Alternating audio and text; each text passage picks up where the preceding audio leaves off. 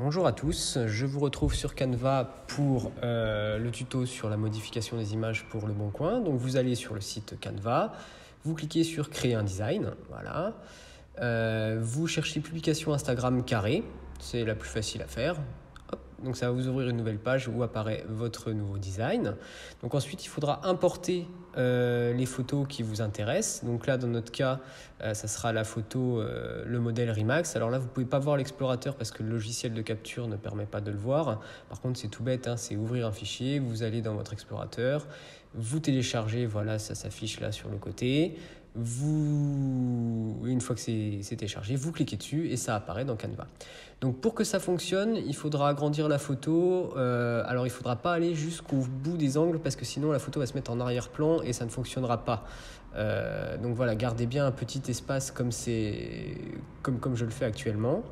Ensuite, vous cliquez sur la photo qui vous intéresse, que vous voulez mettre derrière. Vous cliquez sur cette photo, vous la passez en arrière-plan et vous la faites coïncider avec les bords de la première photo. Alors Canva fait ça très facilement, hein. Voilà. Donc ensuite, une fois que vous avez votre fond qui est prêt, vous choisissez votre photo que vous aurez importée, hein, de la même manière que les deux premières. Vous la placez à l'endroit prévu.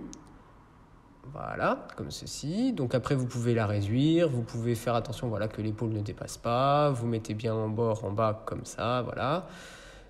Vous ajustez. Enfin, Canva est assez facile d'utilisation, hein, vous aurez très simple à le faire.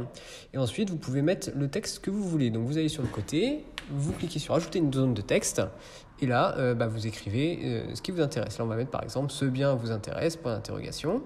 Donc ensuite, vous pouvez le modifier, choisir la police qui correspond au standard de la marque, donc par défaut Arial, hein. Alors Arial n'existe pas sur Canva, par contre vous avez Arial 2LE qui est l'équivalent, hein. Donc vous pouvez mettre en gras, vous pouvez modifier la couleur. Là on va mettre du blanc pour que ça ressorte bien sur le rouge.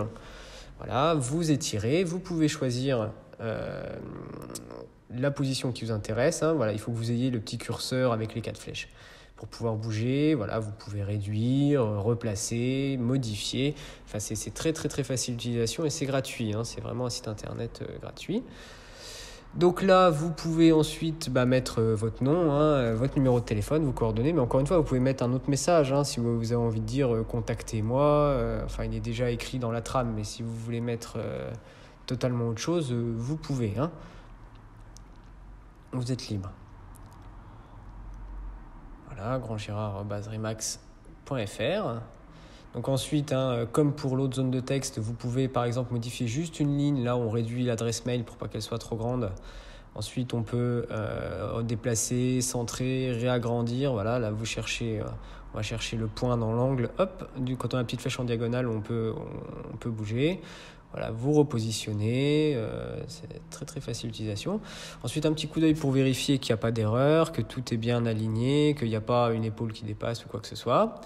Vous cliquez sur partager, sur télécharger.